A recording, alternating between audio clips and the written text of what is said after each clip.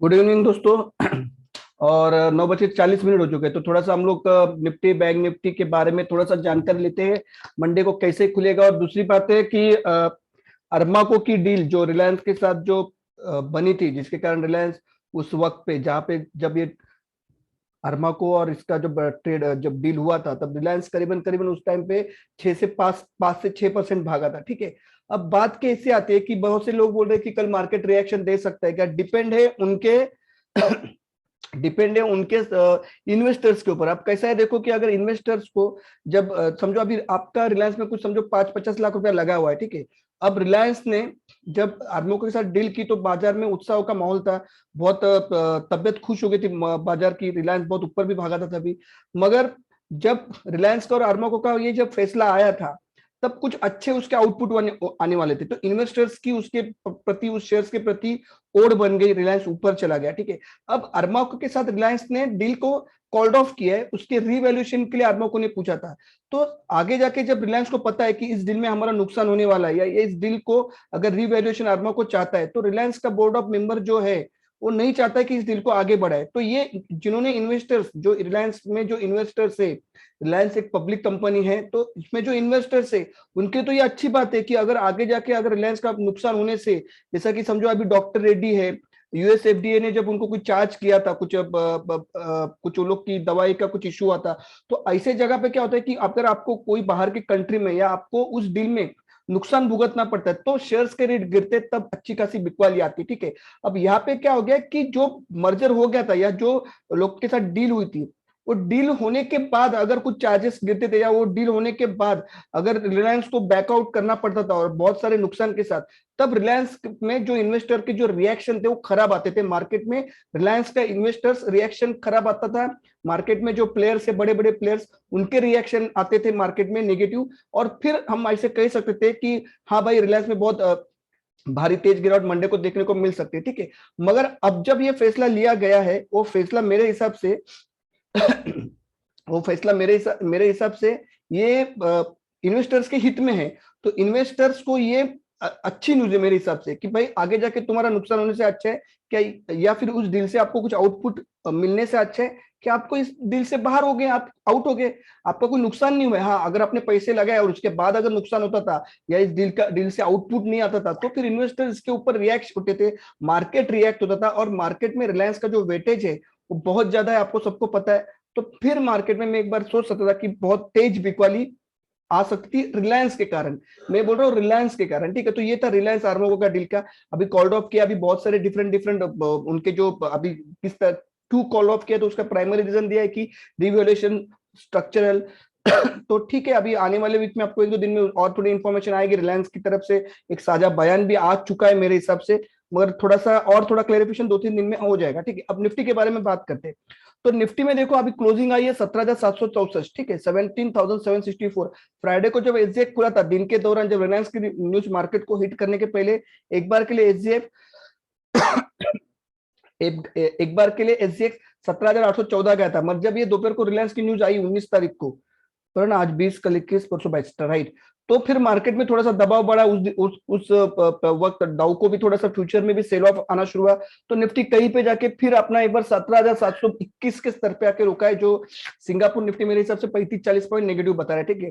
तो मार्केट में मंडे को मुझे तो खुद को लग रहा है कि एक बार नेगेटिव ओपन होना चाहिए, गैप डाउन ओपन होना चाहिए। अब गैप डाउन कितना होता है, और रिलायंस की न्यूज को इन्वेस्टर्स या रिलायंस के प्रति मार्केट की जो भावना है उसको मार्केट एब्सॉर्ब करता है क्या, या फिर उस अरमाको के डील के जो कैंसिल के या कॉल्ड ऑफ के जो रिपोर्ट आए थे उसको लेकर रिएक्शन क्या आता है। तो डबल मार पड़ सकती है निफ्टी के ऊपर। तो मेरे हिसाब से 50-60 पॉइंट नीचे ओपन होना चाहिए। अब निफ्टी में जब निफ्टी में एक बहुत महत्वपूर्ण लेवल है 17,700 का। ठीक है। 17,700 के नीचे अगर 15 मिनट की 2 कैंडल बनी, तो मैं आपको वादा करता हूँ 17,610 तक निफ्टी आ सकता है, जहां पे पिछले टाइम हम लोगों ने 17,613, 17,610, 17,630 ऐसे कुछ डबल बॉटम बनाए थे, 2 डबल बॉटम। ठीक है। तो मार्केट में अगर वो लेवल टूटता है, तो एक आखिरी लेवल बचता है 17,580। मैंने आपको लास्ट वीडियो में भी बोला था 17,580 के ऊपर नीचे अगर मार्केट क्लोज होता है, मैं क्लोजिंग बेसिस बोल रहा हूं, बस एक क्लोज चाहिए भाई, बुल्स के पत्ते खत्म। 17,580 के नीचे कोई भी एक क्लोजिंग आता है तो बुल्स के पत्ते खत्म। मार्केट सीधा पहला टारगेट रहेगा 17,460, दूसरा टारगेट रहेगा 17,377, तीसरा टारगेट रहेगा 17,280 से लेके 17,318।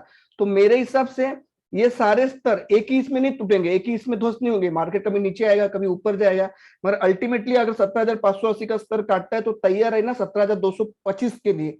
17,225 के लिए जो आपको 2 से 3 दिन में चुटकियों में रेट आ जाएगा, अगर 17,580 के नीचे एक क्लोजिंग है तो ठीक है। अब ऊपर के साइड में क्या लेवल आते हैं, तो देखो भाई 17,830 ये पहला लेवल है जिसको मार्केट ने उसके ऊपर बंद करना चाहिए, ठीक है।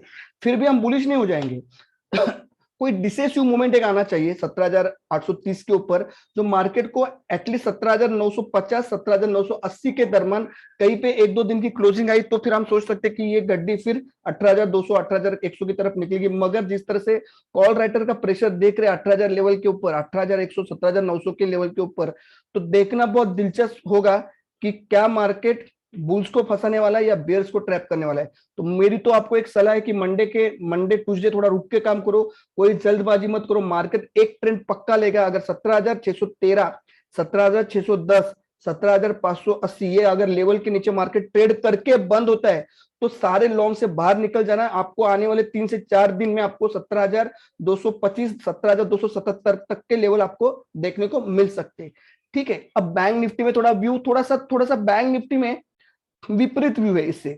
क्यों? तो बैंक निफ्टी में ऑलरेडी बहुत धुलाई हो चुकी है, और जिस तरह से डॉलर इंडेक्स बढ़ रहा था थोड़ा, कल तो कूल डाउन मैंने देखा नहीं क्या हो गया, एक बार देख के बताता हूं आपको। तो डॉलर इंडेक्स के कारण बैंक निफ्टी को तो बहुत तगड़ी मार गिरी थी, ठीक है। बैंक निफ्टी 41,829 से 41,829 से लास्ट लो। अभी एक मिनट मेरे को डॉलर इंडेक्स देखने दो फटाफट तो डॉलर इंडेक्स भैया, डॉलर इंडेक्स और बाप रे 96.075। तो डॉलर इंडेक्स की मार अभी भी बैंक निफ्टी के ऊपर लगातार पड़ रही है। बैंक निफ्टी उसके कारण परफॉर्म नहीं कर पा रहा है, पर मगर अगर मेरे हिसाब से देखा जाए तो बैंक निफ्टी 41,829 से, ध्यान में रखना ये फिगर, 41,829 से लो बनाया था गुरुवार को 37,748, यानी कि ऑलमोस्ट 5,000 पॉइंट, राइट ना। 37 और 40 41, तो 4-4.5 हजार पॉइंट गिरा है भाई, बिना रिकवरी के गिरा है। ये बात भी थोड़ा ध्यान रख लो। बैंक निफ्टी में 4-4.5 हजार पॉइंट बिना रिकवरी के जो फॉल आया है उसमें शादी एक भी बार 500 पॉइंट की पुल बैक रैली नहीं आई है, इस बात का ध्यान रखना। बैंक निफ्टी में शॉर्ट कब खुलेंगे नए वाले? बैंक निफ्टी जिस दिन 37,300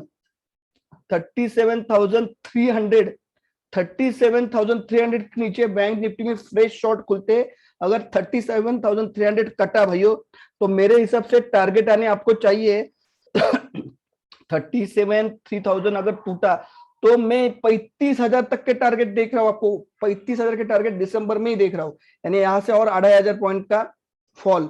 अगर 37,300 कटा, मार्केट में तेजी कब आएगी? मार्केट में बैंक निफ्टी में तेजी कब आएगी? जब मार्केट पहली बार 38,500 के ऊपर में क्लोज दे दे, अच्छा खासा डिसेसिव एक जबरदस्त वॉल्यूम के साथ, तब हम बोल सकते हैं कि चलो भाई बैंक निफ्टी में 39,000 या 39,300 के लेवल देखने को मिल सकते हैं। मगर फिलहाल जो बाजार पे दबाव है, बैंकिंग पे जो दबाव है, डॉलर इंडेक्स का जो दबाव है, उस तरह से मुझे लग नहीं रहा है। शायद कंसोलिडेशन ले सकता है, या शायद निफ्टी की तुलना में बैंक निफ्टी कम गिर सकता है, जो हम लोगों ने परसों भी देखा, गुरुवार के ट्रेडिंग सेशन में भी देखा। तो मुझे एक बार के लिए लग रहा है कि अगर जिस तरह से कॉल राइटिंग दोनों इंडेक्स में हुई है, आने वाले दिन में बुल्स को संभल के रहना है। और आपको मैं एक सीधा बोलता हूं, देख भाई हर दिन ट्रेड करने की जरूरत नहीं है, 2 से 3 दिन आराम करो। मैं तो बोलता हूँ 25 नवंबर की एक्सपायर तक आराम करो, मार्केट में रेस्ट ले लो। मार्केट कहीं पे नहीं जाएगा, मार्केट आपको निचले लेवल में भी चांस देगा, ऊपरी लेवल में भी सेल ऑफ का चांस देगा। तो मुझे लगता है मार्केट में बहुत ज्यादा पोजीशन 17,830 के ऊपर ही बनानी चाहिए, और अगर 17,700 के नीचे क्लोजिंग आती है तो मार्केट में 2 दिन आराम करना, मार्केट से दूर रहना। आपको बॉटम में ट्रेड मिलेंगे, ऐसा नहीं कि गिरेगा तो धड़म करके गिरेगा, फिर गिरते जाएगा, फिर आप बोलेगा अरे यार मेरी ट्रेन तो निकल गई। ध्यान रखना 17,000 17,700 के नीचे खतरा तैयार होगा। 17,630 के नीचे आपको कम से कम 200 पॉइंट की रैली 2-3 दिन में मिल जाएगी, डाउन साइड में बात कर रहा हूं। तो मार्केट में थोड़ा सा रुक के काम करना, कोई जल्दबाजी मत करना। बहुत सारे क्वेश्चन आ रहे थे पेटीएम के स्क्रिप्ट को लेके, तो भाई देखो पेटीएम का तो मैं जब लिस्टेड हुआ था, मैंने जब उसका आईपीओ के लिए जब बैंड प्राइस खुली गई थी, तभी मुझे पक्का पता था पेटीएम की इतनी वैल्यूएशन नहीं है, इतनी ऊपर की लेवल में पेटीएम को खुलना नहीं चाहिए, या वैल्यूएशन जो दी है वो हजम नहीं होती। फिर भी हमारे यहाँ पे कैसा है कि बकरियों का एक झुंड रहता है, बै बै बै करके जाता है, तो उसका उदाहरण आपको पेटीएम में दिख रहा है। नायका में आपको डालने के लिए पैसा नहीं था, मगर पेटीएम में आपने आपने डाल दिया और नुकसान आपके पास अभी तैयार है, नुकसान आपके पास पड़ा हुआ है। ठीक है, अब आने वाले दिन में कौन से स्टॉक परफॉर्म कर सकते हैं? ठीक है, सबसे पहले मैंने 3 स्टॉक ढूंढे।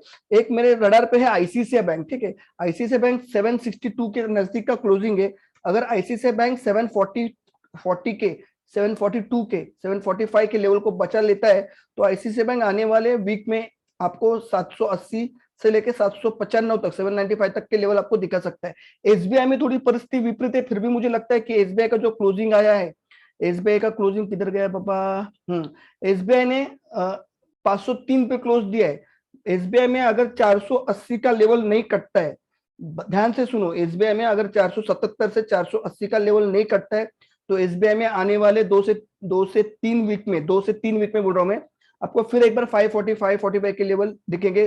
477 480 के नीचे जय श्री राम करना, एसबीआई में बाहर निकलना। ठीक है, टाटा मोटर के लिए क्वेश्चन थे कि सर एक ही दिन में सर ऊपर भी चढ़ा और एक ही दिन में सर 4% उतरा भी। तो भाई देखो, मैं आपको पहले भी बोल रहा हूँ कि टाटा मोटर जिनके पास पहले से पड़े हैं, जिन्होंने 360 के ऊपर ब्रेकआउट में लिया था, एक बहुत बड़ा ब्रेकआउट आया था जब 311 308 तक हम लोग 295 तक खसके थे टाटा मोटर में।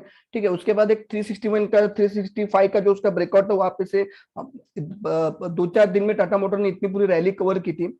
अब टाटा मोटर के ऊपर ध्यान रखना कि टाटा मोटर आपको 435 के लेवल से लॉन्ग टर्म में, जो भाई बहने लॉन्ग टर्म में रुकना चाहते हैं मार्च के फर्स्ट वीक तक, टाटा मोटर में 435 430 के स्टॉप लॉस से बने रहना। मैं आने वाले दिन में फिर भी एक बार टाटा मोटर के टारगेट बहुत ऊपर के देख रहा हूँ। अब कितना ऊपर के देख रहा हूँ वो मैं आपको, फिलहाल तो टाटा मोटर मुझे 430 के स्टॉप लॉस से लॉन्ग टर्म वालों के लिए खड़ा रहने की सलाह है। जिनको शॉर्ट टर्म में रखना है, जो 15 दिन 20 दिन के लिए जिन्होंने पैसा अपना अटकाया है, वो 470 480 के लेवल तक टाटा मोटर अगर नीचे में आता है तो ऐड कर सकते हो टाटा मोटर में। इसके बाद तेज गिरावट आने की संभावना मुझे तो नहीं लग रही है। ठीक है, ये मेरे दो दो स्टॉक थे। और एक रिलायंस के बारे में बोलना चाहता हूँ भाई। रिलायंस में थोड़ा अब डर जरूरी है, इसके लिए मैं बोल रहा हूं आपको। अब देखो रिलायंस 2473 पे है। ठीक है, वनडे के चार्ट में देख रहा हूं तो ये एक हेड एंड शोल्डर पैटर्न बन रहा है क्या ये? तो टाटा रिलायंस में तो 2450 के नीचे रिलायंस आपको 100 150 पॉइंट के और नीचे के स्तर दिखा सकता है।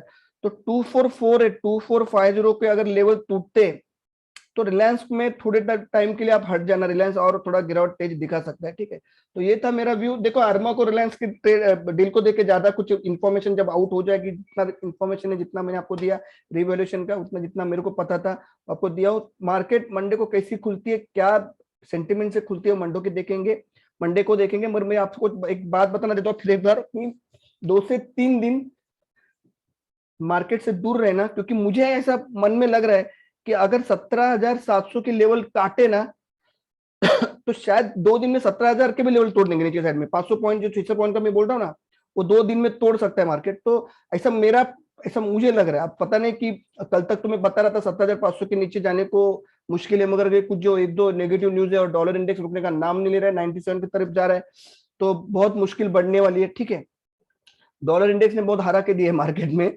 तो बस इतना ही आज के लिए। तो बैंक निफ्टी में मेरी सलाह ये है कि अगर 2 से 3 दिन ट्रेड टालोगे, बॉटम में मिलेंगे, क्योंकि मुझे लग रहा है कि एक बार स्ट्रक्चर बहुत खराब हो चुका है।